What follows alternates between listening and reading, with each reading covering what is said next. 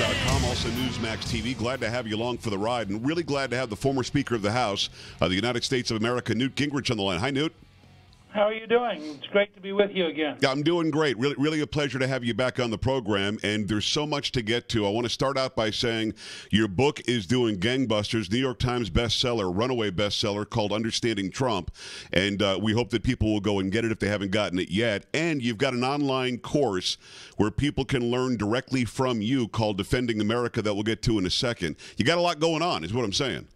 Well, I'm trying to be helpful as a citizen, both in understanding the president, but also alerting people to our need to genuinely defend America from left-wingers who don't believe in the classic America that you and I believe in. I'm glad that you started there, because it was obvious to anybody who's got a brain that you could have been a part of this administration had you wanted to be. But in recent weeks, we're seeing people like Steve Bannon leave and Sebastian Gorka leave the administration. And I've talked to Sebastian Gorka at length about this, and it seems as though we're trying to build a coalition away from the government, away from the actual White House, in support of the president. Do you feel as though you're part of that, and is that sort of what your perspective has been from the beginning?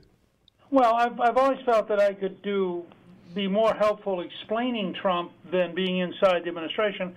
I also felt I could be helpful by focusing, instead of trying to run one of the departments, focusing on each major problem as it came up. And the president's been very generous in letting me come in and work on very specific things and focus on developing strategies. And that's really my strength, is looking at the total picture, because having been Speaker of the House and having been a candidate for president, I tend to think about the totality of American government, not just any one department. So, I feel pretty close to the president and to Vice President Pence, and pretty close to the team that he's built around him. And I think history is going to say that he's been doing, frankly, a remarkable job. If everything from conservative Supreme Court justice to the most dramatic deregulation in American history, bigger than Ronald Reagan in deregulation. And now he's got to get a tax cut through. But if he can do that, I think next year may be a pretty good year for us. It is Newt Gingrich, the former Speaker of the House. His book is called Understanding Trump. Find out about his online class right now, defendingamericacourse.com, defendingamericacourse.com. I'll tell you how you can save 20% in just a second.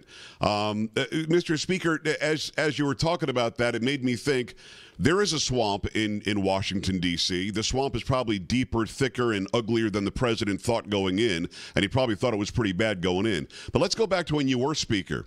You had a president that was in the opposite party. You guys in the House and Senate were able to work with him, were able to really push on that president that you should work with us, or else you're not going to succeed doing anything. Was there a swamp then, too, or was it working the way that it should have worked, and how did we build this ugly thing that exists now? No, there's always been a swamp. I mean, the swamp in part is just these huge bureaucracies that run their own lives, do their own thing, and you have to constantly fight with them. But the difference in part was that what we were doing, things like welfare reform, cutting taxes, balancing the federal budget, were very popular. And Bill Clinton knew he could not get reelected if he tried to defend liberalism against our reforms. So as a practical matter for him, he was willing to sell out if that got him reelected. In addition, Clinton, as the governor of Arkansas, was much, much more moderate than the modern Democratic Party. And in fact, he's been repudiated because he was more moderate. So he had campaigned on ending welfare as we know it. He was willing to negotiate with us in good faith. And while he was difficult to pin down at times, because he had a tendency to not stick close to the truth, at all with Obama, who went in the opposite direction, he wanted a much more radical America.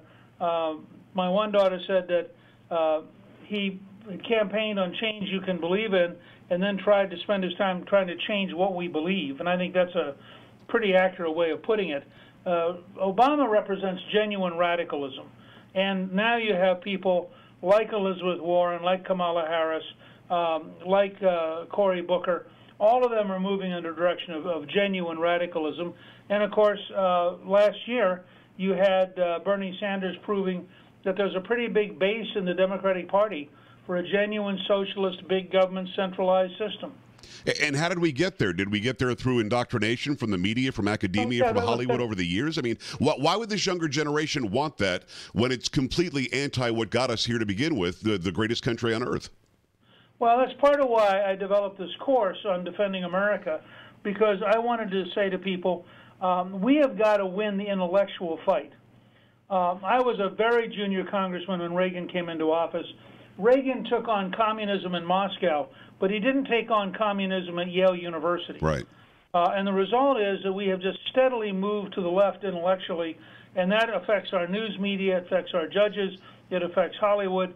So you have a pretty big block now that I think, for all practical purposes, are crazy.